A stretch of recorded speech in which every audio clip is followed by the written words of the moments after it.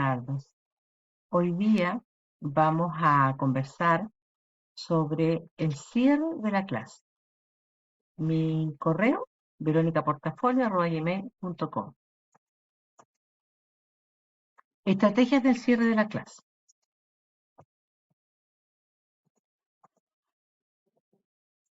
El cierre de la clase es la etapa de la clase en donde se olvida frecuentemente el desarrollo didáctico. Se olvida la importancia que tiene para el proceso de aprendizaje en sí.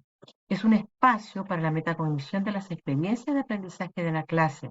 Se toma conciencia del logro del objetivo, del progreso, de la capacidad de extraer conclusiones, evaluar los aprendizajes y generalizar o transferir aprendizaje.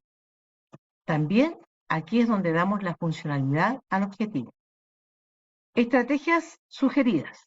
Por ejemplo, acciones de sistematización, reforzamiento, retroalimentación de los contenidos abordados en el desarrollo. Todo esto a través de preguntas. Aclarar dudas, generalizar y reforzar contenidos y conceptos. Usar material visual. Ojalá un mapa conceptual, diferentes tipos de organizadores.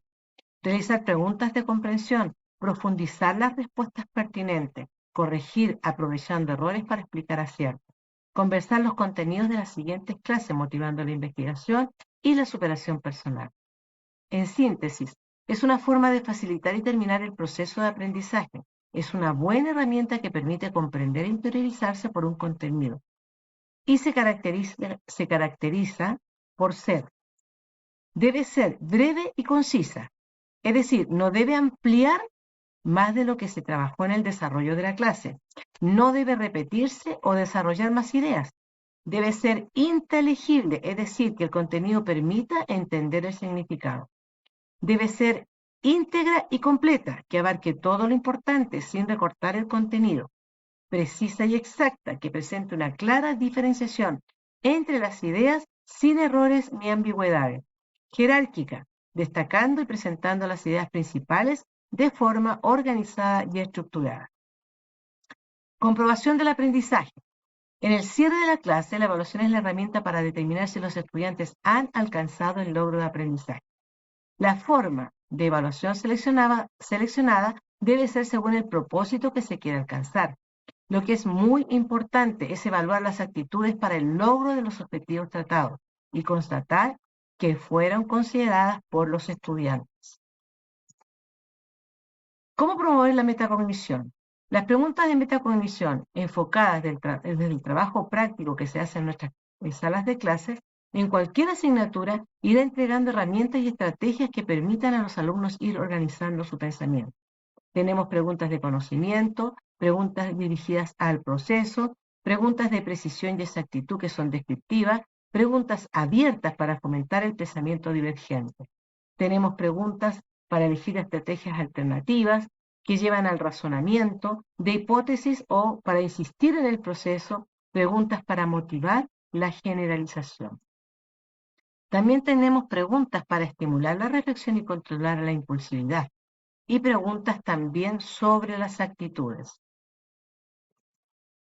Sugerencias para el cierre de la clase. Puede hacer una síntesis final, como por ejemplo un mapa conceptual, un organizador de conocimiento. Este puede ser proyectado y además puede ser el mismo que usó usted en el inicio de la clase.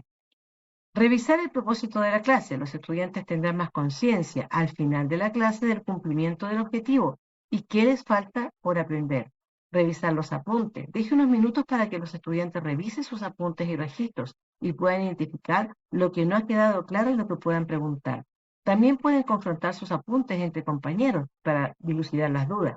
Responder preguntas. Es necesario ir respondiendo las preguntas en el proceso de aprendizaje, efectivamente. No obstante, también es bueno dejar unos minutos para hacer este tipo de respuestas, ¿verdad? Que las respuestas brindan una información y rectificar ciertas informaciones. Bien, y finalmente, sugerencias bibliográficas. Brindar sugerencias sobre el tema tratado. Nunca termine una clase solicitando que ellos lean.